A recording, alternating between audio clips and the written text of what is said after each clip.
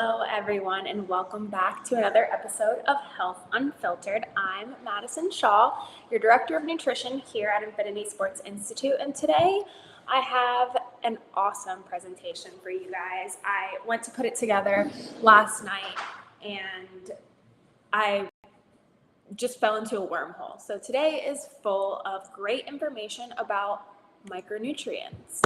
So without further ado, let's just hop right into it. As always, if you have any questions, comments, concerns, please feel free to leave the comments below, and I will do my best to answer them live as we go through this.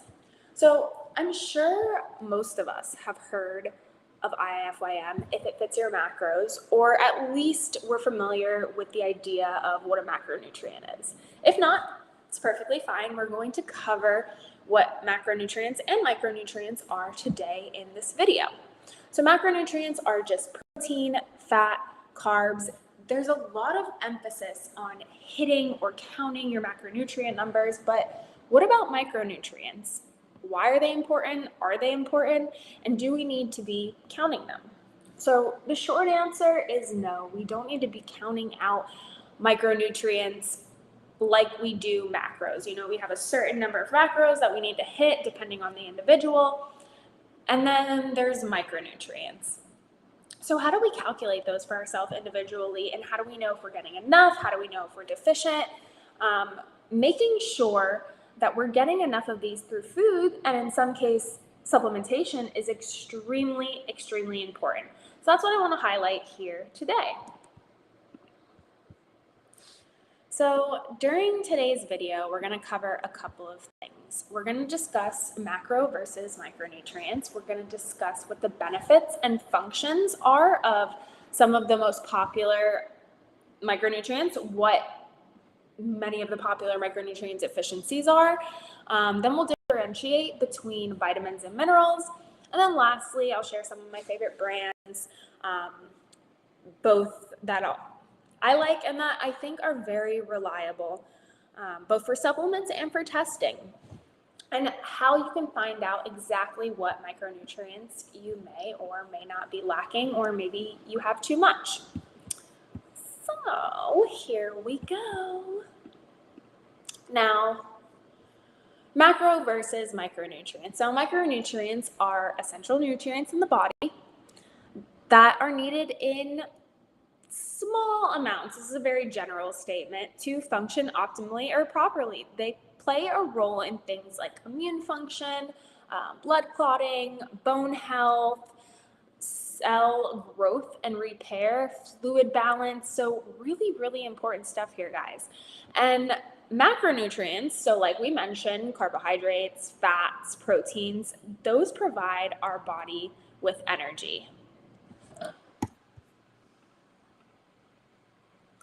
So vitamins versus minerals. Micronutrients, like we said, are essential to the body for them to function properly. And there are two main types of micronutrients. So we have vitamins and then we have minerals. So like we mentioned before, vitamins are going to be those organic compounds that the body can't produce on their own. So we're going to be in charge of getting these through our diet, and like I mentioned before, sometimes supplementation. Minerals, on the other hand, are going to be inorganic and can be found in both food and water. So all micronutrients are going to be important. Some are needed in greater amounts than others, but the best way to ensure that you're getting all the micronutrients you need is by eating a balanced and varied diet that includes a lot of fruits, vegetables, whole grains, lean proteins, so that you're really not missing out on anything. We see a lot of times with certain diets when we cut out main food groups, like the vegan diet, we're deficient in B12, and sometimes that's needed for supplementation. Or if we do a keto diet where you're eating mainly meats and proteins, at least that's what we see in the fat keto diet, you may be deficient in something else where your B12 may be up here. So it's really finding what you're either lacking in or what there's too much of, and finding out, how can we balance this out to live our most optimal and functional lives.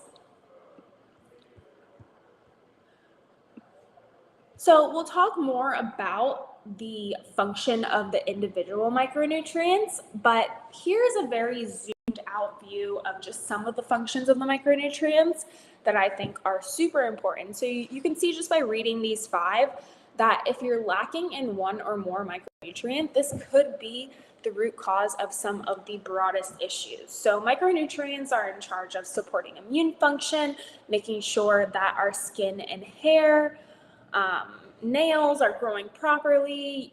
If you're deficient in some micronutrients, you'll have brittle hair or you'll see spooning of the nails. Deficiencies can present in many different ways. Also, we want to maintain proper bone and teeth health, regulate metabolism, which you know is one of my favorite things to talk about. And then, of course, help the body absorb other nutrients. Sometimes if we have too much of one thing, it's going to inhibit the body from absorbing another, like calcium and vitamin D. Sometimes they fight a little and one can inhibit the absorption of another. I won't go too much into that today, but if you have a question about a certain micronutrient, go ahead and leave it below. Let's look at vitamins. There are 13 essential vitamins that our body needs to function optimally, and they can be divided into 2 main categories. Those are going to be water soluble and fat soluble. So fat soluble vitamins are going to be stored in the body, and they can build up to toxic levels if we consume too much. But I want to preface this, or I want to say, this rarely happens from food alone, but there are some cases where certain disease states can increase or decrease the absorption of different micronutrients. So this is why it's really important to keep up with regular and extensive blood work to see if maybe that's something that you have to take into consideration. And then if we're just kind of supplementing because our favorite influencer is promoting something, or we saw Brenda taking it at work and she says it's great, it may not be for you. Everything is individualized. A lot of the fat soluble vitamins include A, D, E, and K. And while it's important to include these vitamins in our diet, we still may need to supplement. I know for myself, I was eating a diet very rich in vitamin D foods, and I am a Floridian, so I do get out in the sun, but I was deficient in vitamin D. So supplementing that was something I had to look into. Then we have water-soluble vitamins. So these are not stored in our body, and they need to be replenished daily. So these include the B vitamins like thiamine, riboflavin, niacin, pantothenic acid, biotin, vitamin B6, vitamin B8, as well as things like folate, vitamin C, because the bodies cannot store these vitamins. It's important that we replenish them daily. Again, we want that to be through food, but sometimes it may need to be through supplementation. So next, I want to share some of the popular vitamins, and both water and fat soluble, what their functions are, and then I'll go ahead and show you what the 13 essential vitamins are. So here, just like I mentioned, these are some of the fat and water soluble vitamins and where you can find them in foods. So we have vitamin A, which is important for vision, immune function, cell growth, and also if you're deficient in vitamin A, one of the first way it presents is by creating, the name escapes me now, but you get like really dry and flaky elbows. You can find these things in leafy greens, carrots, sweet potatoes, dairy products. Vitamin B12, essential for production of red blood cells, maintenance of the nerve tissue, and we also see fatigue, brain fog being associated with this as well. So it can be found in meat, poultry, fish, dairy products, which is why we often see plant-based or vegan individuals lacking in this. Vitamin C, it's very important for wound healing, very important for healthy bones and teeth, which is why back in the day when the pirates were out there, they had scurvy because they were deficient in vitamin C. This is not something that we see too often now, if ever, because a lot of things are fortified, but I want to get away from depending on fortified foods and processed foods for our micronutrients and more depending on whole foods and nutrient-dense foods for getting these micronutrients, because there is a difference. Vitamin D. This is the most common that I see, even with these fortified products and with getting sunlight. Vitamin D, and this may be because some of those fortified products have other micronutrients that compete for that absorption. So right here, before I even read it, vitamin D is important for the absorption of calcium and maintenance of healthy bones, and it can be found in fatty fish, eggs, and fortified milk. So you can see if you're lacking in one, you may be lacking in another because you need it for absorption. And then vitamin E, this is important for the production of cells to protect them from damage, maintenance of healthy skin and eyes, found in seeds, nuts, vegetables, and we know this because we see all of our skincare products have vitamin E in them. And so here I've listed, I'm not going to read them all out, but you can go ahead and read the 13 essential vitamins. So these are going to be vitamins that we are going to be in charge of getting from our food. And yes, it is a lot. So if you do not have a balanced diet, or if maybe you have a food sensitivity, or you follow a diet that is lacking in one place or another, you may need supplementation. But that's why it's so important to find out what you need individually by doing testing. So now on to minerals. There are two types of minerals. We have major or macro minerals, and then we have trace minerals. So major minerals, also called macro minerals,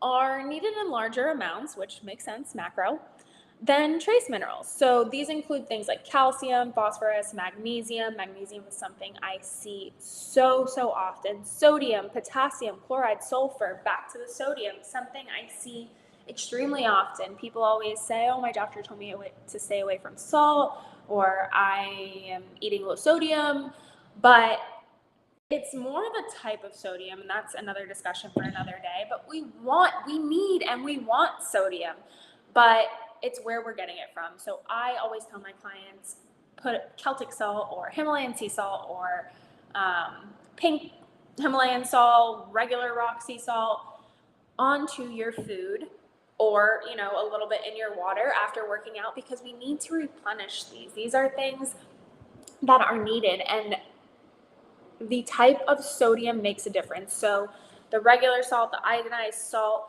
that is in processed foods is actually going to dehydrate us, whereas Himalayan salt is going to help us hydrate on a cellular level. It's going to help pull the water into the cells. So intracellular. Where am I? Trace minerals.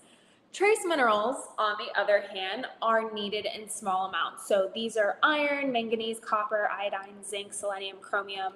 And again, for myself, I was not getting enough selenium, which is important for the thyroid. So now that's something that I'm supplementing. But you could also get your daily recommended selenium from 3 Brazil nuts. So that's something, if we're looking at, do we want to take a supplement, or can we eat 3 Brazil nuts a day to get the same amount of selenium that's needed for our body to function properly? Which one are we going to do? Iodine, something else I'm taking right now because for thyroid health, and because I got my blood work done and realized that I needed it.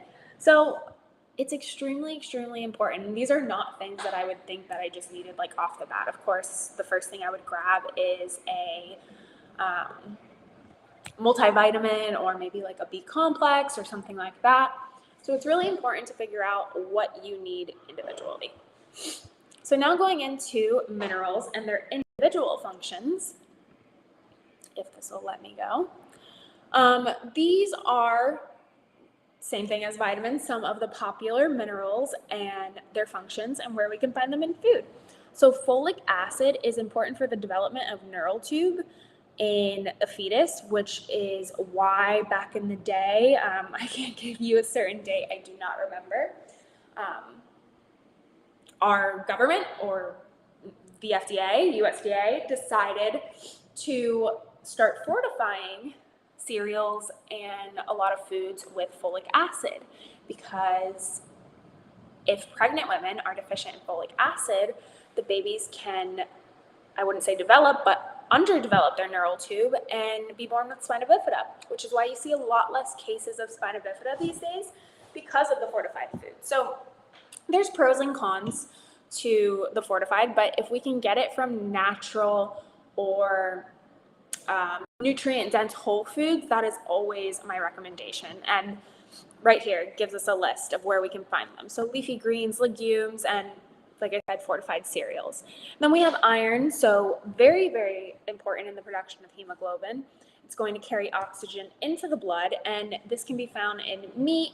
So meat is going to have your most bioavailable iron, poultry, fish, legumes, and leafy green vegetables. Magnesium, super important for nerves, for muscles. We know this when we cramp up, people take Epsom salt baths, but also huge for mood. And it can be found in nuts, seeds, legumes, leafy vegetables. This is something that I often do recommend supplementing because we are not getting enough. Zinc, another mineral that is important for the development and function of the immune system, good for wound healing, use this tons in the hospital. It can be found in meat, poultry, seafood, legumes, whole grains. And then I've gone ahead and listed some more here of the minerals. So you can go ahead and take a look at those. I'm not going to bore you by going over all of them. But here is a little stat, and I'm actually pretty surprised. It's lower than I thought it would be, but over 30% of Americans are deficient in at least one micronutrient. So it's really no secret that Americans are deficient in essential vitamins and minerals. But these deficiencies can lead to serious health problems, and it may be the underlying reason why you're not able to reach your health goals, both mentally and physically, whatever those may be. Because if you take a look at the bigger picture, these are all connected in some way, shape, or form.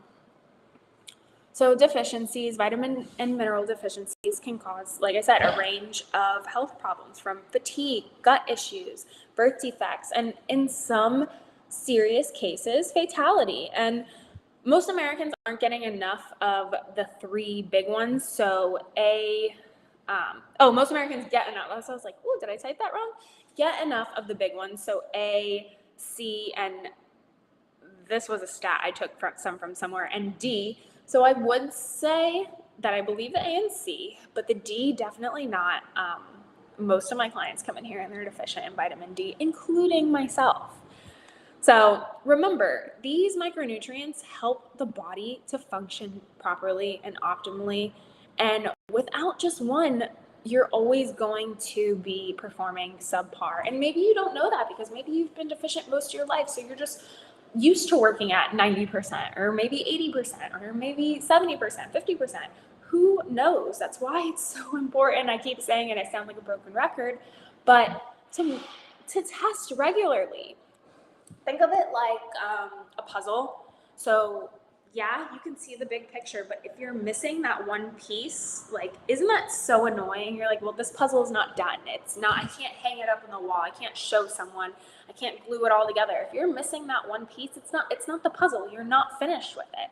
Or you can think of it like a sports team.